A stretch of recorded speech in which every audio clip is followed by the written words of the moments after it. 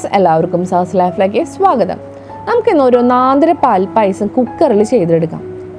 ഇത് ഭയങ്കര ഈസിയാണ്, അന്ന് ഒരു രക്ഷയില്ലാത്ത ടേസ്റ്റുമാണ്. വെറും 4 ഇൻഗ്രീഡിയൻറ്റ് മതി പാൽ പായസം റെഡിയാക്കി എടുക്കാം.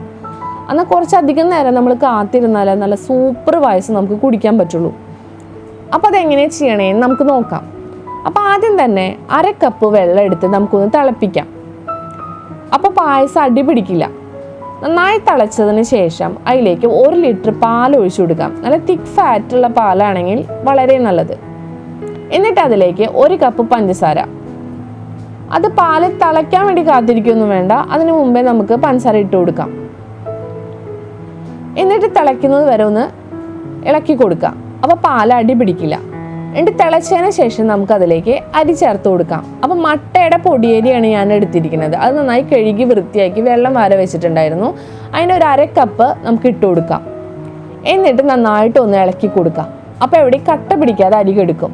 എന്നിട്ട് നമുക്ക് കുക്കർ മൂടി വെച്ച് ഒരു 30 മിനിറ്റ് ലോ ഫ്ലെയിമിലിട്ടിട്ട് വേവിച്ചെടുക്കാം. ഇത് ടൈമർ വെച്ചിട്ടാണ് ഞാൻ നോക്കിയത്. വെറും 30 മിനിറ്റ് മതി. ഇത് തിളച്ച് പോവേ വിസിൽ വരെ ഒന്നും ചെയ്യില്ല. വളരെ ലോ ഫ്ലെയിമിലിട്ടിട്ട് നമുക്ക് കുക്ക് ചെയ്തെടുക്കാം. 30 മിനിറ്റ് കഴിഞ്ഞാൽ നമുക്ക് തീ ഓഫ് ചെയ്യാം.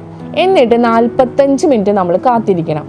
45 മിനിറ്റ് കൂടി ഞാൻ ടൈമറിൽ ഇട്ടിട്ടാണ് ഞാൻ നോക്കിയത്. 45 മിനിറ്റ് കഴിഞ്ഞിട്ട് നമുക്ക് മൂടി തുറക്കാം. അതിന് മുമ്പ് നമ്മൾ മൂടി തുറക്കരുത്. കണ്ടില്ലേ, നല്ല പെർഫെക്റ്റ് ആയിട്ട് പാൽപ്പായസം കിട്ടിയിട്ടുണ്ട്.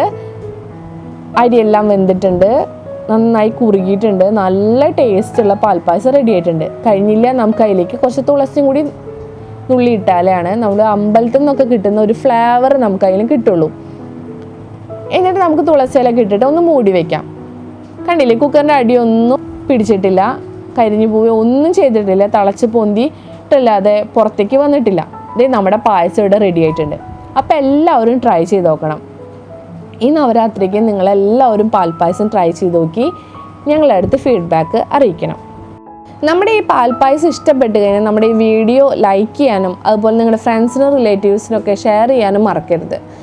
പിന്നെ നമ്മുടെ ചാനൽ സബ്സ്ക്രൈബ് ചെയ്ത് ആരെങ്കിലും കാണുന്നുണ്ടെങ്കിൽ ഒന്ന് സബ്സ്ക്രൈബ് ചെയ്ത് നമ്മളൊന്ന് സപ്പോർട്ട് ചെയ്യണേ.